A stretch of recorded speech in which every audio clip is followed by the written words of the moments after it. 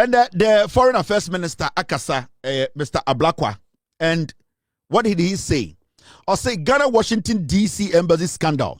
Suspect Fred Quartin was earning $1.8 million annually for courier services alone, with total earnings reaching $4.8 million a year.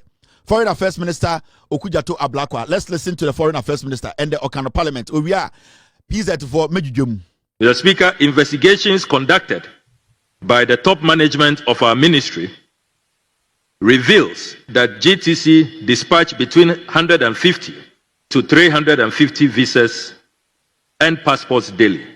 Therefore, on average, about 250 visas and passports were dispatched daily by GTC. Right, Honourable Speaker, this implies that yearly GTC dispatched approximately 62,500 visas and passports. Mr. Fred Quartin was therefore raking an estimated $1,859,375 United States dollars annually for courier services alone. Mr. Speaker, you can comprehend the substantial sum he earns annually after adding fees for assisting applicants in completing their visa and passport forms, for which he charged between $60 and $100. By conservative analysis, Mr. Fred Quartin made about $4.8 million annually from his unlawful enterprise. Mr. Speaker, it is important to emphasize that there was no share, there was no revenue sharing arrangement with the ministry. The Ministry of Foreign Affairs had no share. This $4.8 million was controlled totally by Mr. Fred Quartin. The Speaker, investigations conducted. So, PZ4, where Foreign Affairs Minister Okudzato Ablakwa reminding you so ya uneni, and then I am be 1% betino. And found so ya uneni or ya 10 you. So enzimani o ya santino de hian se oye adwuma no ene adwuma no so na oye enti yamfa bebi ofiri nto nchen na momu bi mo pesa adodo na abrofo na oka nyina mo baba abonum amonte ase momu bi PZ4 de na oka nyina o say eye Ghana embassy and Nana Danko Ekufuado Dr. Bawumia Mahamudu ana Mahamudu oni kedede Japan mo ene brand champion mo time na omote so no abrantie bi na owo Ghana embassy ho e US Washington DC a your friend Mr. Fred Quartin ono na hwe visa so se ne yebe manfo visa ne ade and the Foreign Affairs Minister no say on my year investigations na visas are sebio eye embassy Washington DC a eye Ghana embassy print ya efa embassy ni nsem a omko bie computer mu NDC aban ba ya omo hwe dodo o ma print embra Mr. Quartin we Ekufuado mo abreso Brian Champon Bawumia Kennedy Japan mo abreso mo ye connection efa ni nsem no sika na abrantie we enya afibia no na eye $1.8 million. Asama Okudzato Ablakwa kano emfiri ni botomo eye investigations o maye because embassy every day bi omema eye visa bia no omo charge fee. O say sa sika abrantie ne nya no se okeka eye sika wanyinya akeka ho ne nyome bia wa ya ekeka ko $4.8 million. Na omo ko ba eye America hana omuko Washington DC for computer mu a omu ye auditing investigations no omu hu say visas dodo aya printing ene visas afam sa sika ni nyina ma Ghana aban ho under Ekufuado Bawumia Kennedy Japan Brian Champon Okudzato Ablakwa mo say omuko ye audit eye investigations no eye about $4.8 million Ghana embassy ho sa sika nanka osani nyina ekoho ebesinne sa sika nyina afa Mr. Fred Quartin any MPP for aban a no mo hwe Ghana so insem. So you see the seriousness of the canker, the seriousness of the problem. We are talking about calculated, orchestrated, well managed corruption at our Ghana embassy Washington DC. And this was going on every single time. We were speaking on it under Ekufuado. We were speaking on it telling Bawumia. We were telling Kennedy Japan. We were telling Brian Champon. Say, you people, the way your government is running the embassy in Washington, D.C. and other places, you people are destroying Ghana's image outside. And the reporter, Abeda, say, just Washington, D.C. alone, Ghana embassy, sika afa nipa nsem Mr. Fred Kwati ana ohwe visa application ana visa acquisition so no sika afa ni nsem ye keka boma $4.8 million. $4.8 million a year. Afibia into the year rounding it up near $5 million times 8 years. Na ye calculation na hwe. Amount for atna United States of America, Washington DC to say me atna Ghana embassy abo Ghana krono. And the funny thing is, Busa won't say the former ambassador na owo Ghana embassy, Halima Mahama, Mumusa Mahamene say, does she know anything about this? Because administrative wise, she is the head. She was the boss. Technically, she was Ghana's president in Washington, in Ghana, in America. Inti sama amena na imbremi meka mo asema chem say oye ambassador no. Right now we should ask the woman, how did she oversee? How did she sit down for this canker, this high level of corruption to happen at the Ghana embassy in Washington DC? How did this happen? Was she part of the crime? Did she take part in it? Now, this Fred Kwati guy, we need to make sure we scrutinize and squeeze him for him to tell us every single person who was involved in this scandal. And these are things that the Yakacha Ghana for say the John Mahama administration, they came to reset. Now, resetting is not easy. You are going to hit lots and lots of blocks. There are so many things that you will need to bring down and rebuild it again. There are so many things that you need to rearrange. There are so many things that you need to make sure you start from the bottom again. Because a month for us saying no more to the point, say the country as we sit in, and all that you are seeing, all the things that the minister is talking about, this happened under Nana Akufo-Addo, Bawumia Kennedy, Japan. Because MPP, omo anom watop no, omo nana ede omo party members, omo nana omo du omo wuram. Omo branch na ne friend Kofi Tonto no, say not America ha. Mumuza Kofi Tonto say, identity free Ghana embassy eko eyedien, Washington eko Ghana. Kofi Tonto kwasi ampenyi we no, na odwin so oba Ghana omo be ne minister. Kofi Tonto last meeting say Oti Asempa, he was speaking as if say this scandal he knows nothing about it. Kofi Tonto was part of the people who put up this kind of stealing regime, stealing mechanism at the Ghana embassy. Kofi Tonto. At the time I know Ghana embassy Washington, not just a Ghana for Jimmy and an MP before that and so Jaina Bra. Now bedru Ghana na okasaka cry, yabema ministerial appointment and the Kofi Tonto, the other top prepaid cronibi. Wadani a mere party communicator. Why kwasia? But Kofi Tonto started his corruption from the Ghana embassy, Washington DC. That is why today Kofi Tonto is in Ghana, sitting on TV, defending corruption, defending the MPP, because these are some of the things that made him a human being. And I'm telling or I'm advising the Foreign Affairs Minister, Mr. Blakwa, that people need to face the law. We need to prosecute people. People need to end up in jail. In fact, we need to stop some people from entering the United States again forever and ever. They need to be kept in Ghana. They need to be changed in Ghana. They are not supposed to come back here to do anything. And a typical criminal, I know ye Juma ewa Ghana embassy Washington DC. Kofi Tonto. Or ye re sa mechanism we omo puti up, omo cookie ya, and the abedu say ye nyina ye bie mu no. Kofi Tonto no onim hu bi. Mumbusan say, time na oye juma ohono. Sika no mojijino through visa and sa sika na way. Let them tell you the audit they did, the investigations when it started. When it was happening, Kofi Tonto was at the Ghana embassy. And what Ablakwa is telling us, we as Ghanaians, we need to take this seriously. And this is just Washington, D.C. Do you know what is happening in Holland? Do you know what is happening in Spain? Do you know what is happening in France? Do you know what is happening in the UK? All over the world, our embassies and the MPP, they were turned into cash cow. They were turned into a cartel ring where people were making money out of us. And we are not supposed to see this as a joke. This is a national concern because it is not just Washington, D.C. This cuts across. This goes across the world.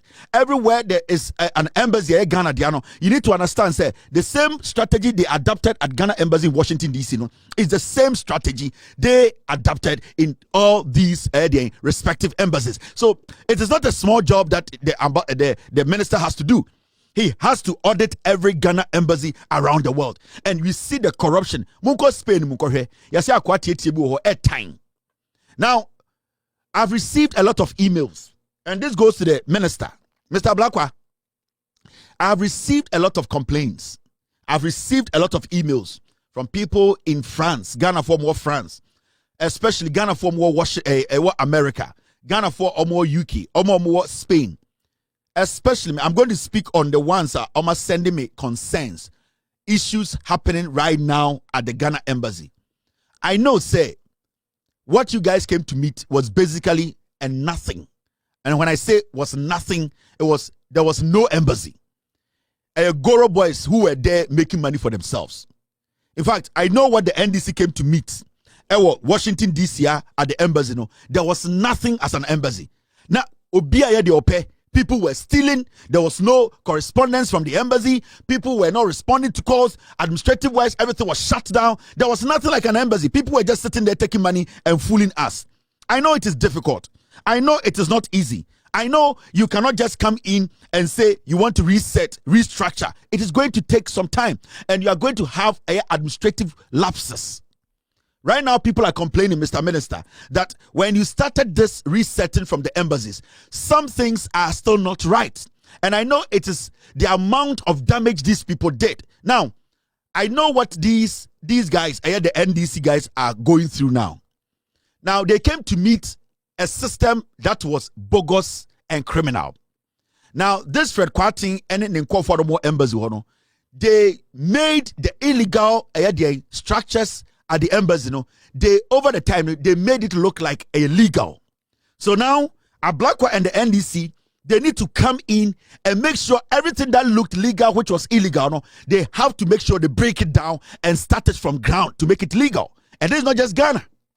The Ghana embassy there is going to face a lot of problems because one, you have to understand to say every third party company biana Fred Kwarteng and Ghana embassy, those people were working with the Ghana embassy illegally. Now remember, before the NDC came to power, those companies that were working with the Ghana embassy illegally, some of them still have Ghanaians, their passport, their documents, their data. Now, Fred Kwarteng, they have the key to all this data. This is a guy who has been caught, who is a criminal, technically being processed for court. Now, as we speak, how can you get the system back to work effectively? You need to make sure you start to build everything from scratch. Now, building everything from scratch, you need to understand the embassy cannot wait. People want to travel. People need visas. People need the embassy to respond to their emails. People need the embassy to be corresponding. Now, how do you make this work? It is like coming in, breaking everything down, and still making sure that the embassy is efficient because people still need visas. People still want to do business with the embassy. So what do?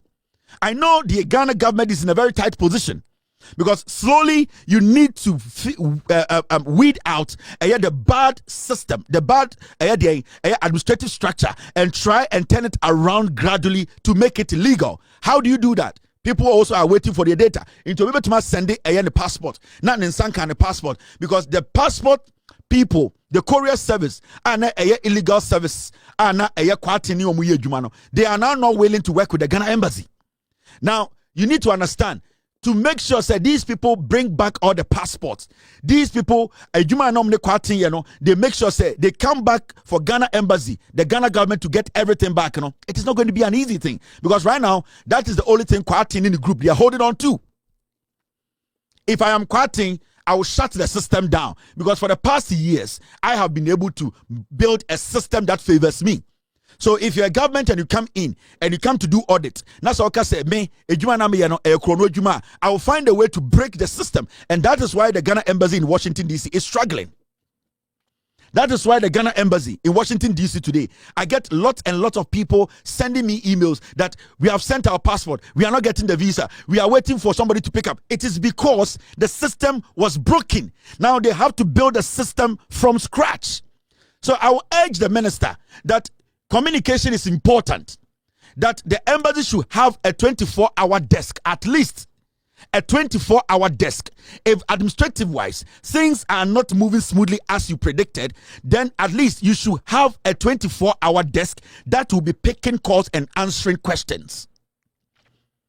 at least somebody can pick the call and tell the person at the, on the phone that we understand, we know how you feel. We have accepted. Now, please give us 2 days. We will work on it. What is your passport number? Somebody should be behind the phone.